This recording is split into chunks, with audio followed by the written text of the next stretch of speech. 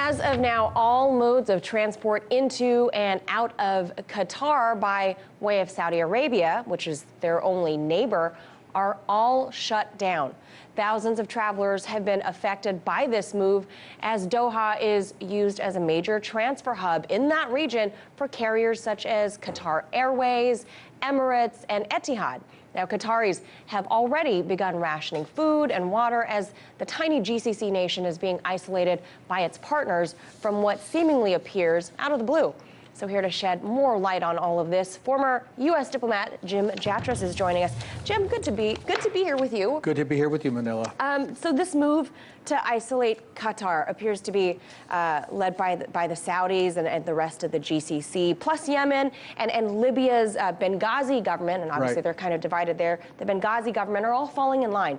And this just breaking just a little while ago before we came on air, reports emerging claiming that this GCC rift is actually stemming from some sort of Russian hack of Qatari news websites. I don't know if you'd heard that before you came on air. Yes. And this hasn't been independently confirmed as of yet.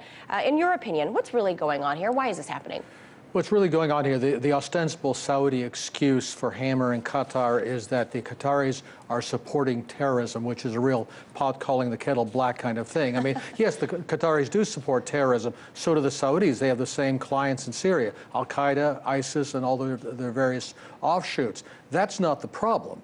The problem is the Qataris support the Muslim Brotherhood, which is a nasty group, but it's not one certainly that the United States lists as a terrorist organization. And worst even, they talk to the Iranians, which is completely beyond the pale for Riyadh. And especially after President Trump went to Riyadh and essentially anointed Saudi Arabia as our champion in the region, I think they're feeling their oats and they're going after the Qataris to try to whip them into line on supporting the Muslim Brotherhood and no talking to the Iranians. Now, I think that might be confusing some people between the Sunni population, which is what most of the GCC is, and the Shia population in Iran. Can you break that down for us a little bit? How is this working out, if that's the case? It's not strictly a Sunni-Shia thing in the sense that, Qatar is a mostly Sunni country. Bahrain is mostly Shia, but it has a Sunni ruler.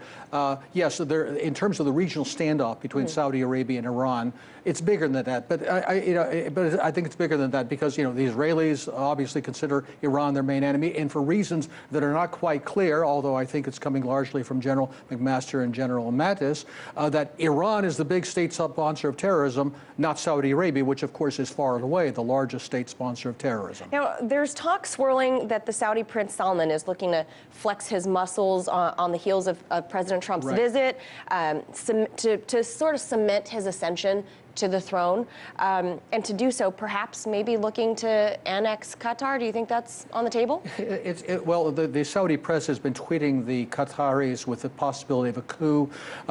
Coups actually a fairly traditional way to change government in Qatar. There's always another Al Thani cousin who can be put in place. Let's remember the first two Saudi states that went defunct in 1818, 1891, Qatar was part of the Saudi state at that point. And given that Crown Prince Mohammed bin Salman has no compunction about destroying Yemen, for example, I don't rule it out entirely that there could be a coup in Qatar or even some overt Saudi intervention. If that thing does happen, it's a move we haven't seen since 1990 when Saddam invaded Kuwait.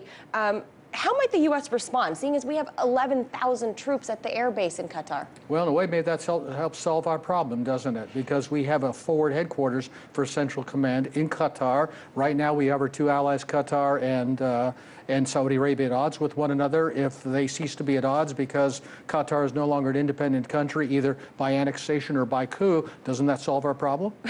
Well, I can't answer that. You're the expert here, but I got to ask you one more thing while we're on the subject of air bases and potential coups. Now, the air base in Qatar, it's a strategic location for the U.S. air operations in the region. Today, American jets struck what they're calling pro-Assad or pro-government forces from that base. What are your thoughts on that strike? I know we're not talking about Qatar right now. What that strike is, and remember we had an earlier strike near the same location near Al-Tanf, where American forces and some rebel groups, really minuscule groups that were supporting there, illegally illegally on Syrian territory. What we're trying to do is prevent the Syrian army and the Iraqi army, both of whom are fighting ISIS and Al-Qaeda, that we claim to be the enemies of, and we see the beginning of the Kurdish-led advance on Raqqa.